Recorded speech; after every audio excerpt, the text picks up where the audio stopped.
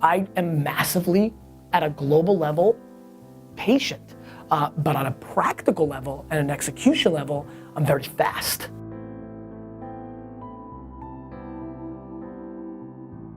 I sit in rooms every day, and you guys know I love to sit with kids and jam and do shit. Almost every day, I have a situation. Every month, I will meet at least one person that's gonna cry to me that they don't have anything and it's hard. You know, they didn't get lucky and they got nothing and it's hard. And then I will equally have dinner with somebody else who will tell me that it's hard and difficult. Happened today downstairs because they had too much. They're not hungry because their parents did everything for them. Their mom and dad fed them up because they gave them too much. Which the people that have nothing, a bunch of you just sat. I've had people who have $50 million trust funds cry to me at dinner that their life sucks because they've never fought for anything, they never did anything, and they don't have any purpose and they're lost and they're suicidal. Which the people in here that were born with nothing are like, a bunch of you are like, it's because you don't know the alternative. Everybody's pointing at everybody else without understanding. Nobody's deploying empathy.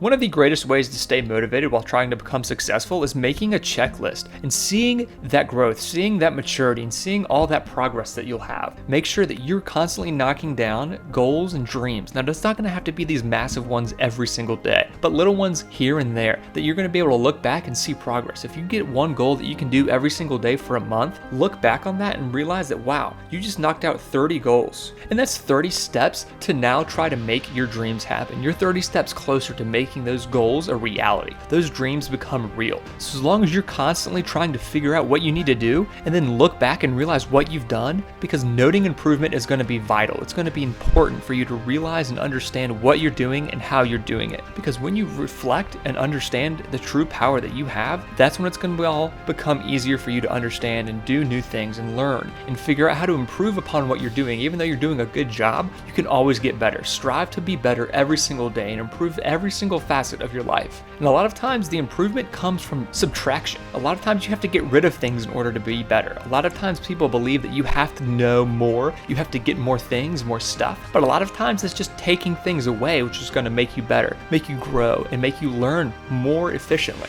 I was born in Belarus in the former Soviet Union, so I think I'm a little bit of a different American. I'm an immigrant. I have European roots, and I grew up in the wine business, as you may know. So I've spent a lot of time in Europe in general. You hear the stereotypes of like, Americans are aggressive. I'm an aggressive guy. I'm aggressive for Americans. So, you know, I hear it from Europeans and other people in the world. You're very aggressive, and people could speak to people more passive or things of that nature. I think the people that I attract are hungry, are workaholics, are massively ambitious. And so, you know, not really, you know, like outside of the accents, that felt like the same thing would have happened if I was in LA or you know, San Francisco or anywhere else in the US that's not New York and had people show up. They're hungry and ambitious, and the kind of stereotype that an American businessman or woman impose on other parts of the world of not as hungry. And look, I'm cynical to tea time and pub culture in the UK. Like, I'm cynical to people that work 8 or 10 hours in the US and think they're soft. So I can go there, but not the people that are gonna come out on a Tuesday night at 11:30 p.m. and ask a business question. They're hungry.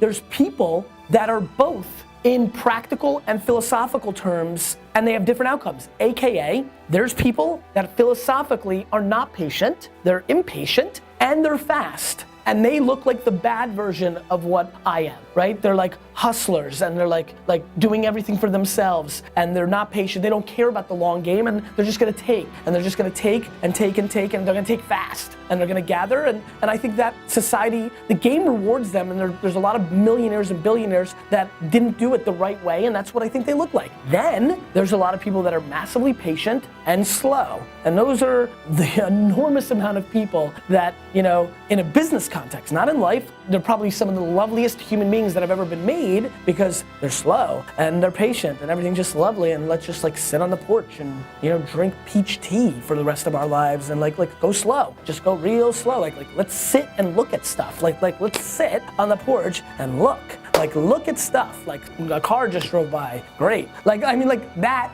you know, is not interesting to me either, so that exists. So I actually think what I do exists a lot. I think it's the likable, you know, aggressive person, and that's, you know, they're out there, and there's a lot of winners that are good people. I really think that.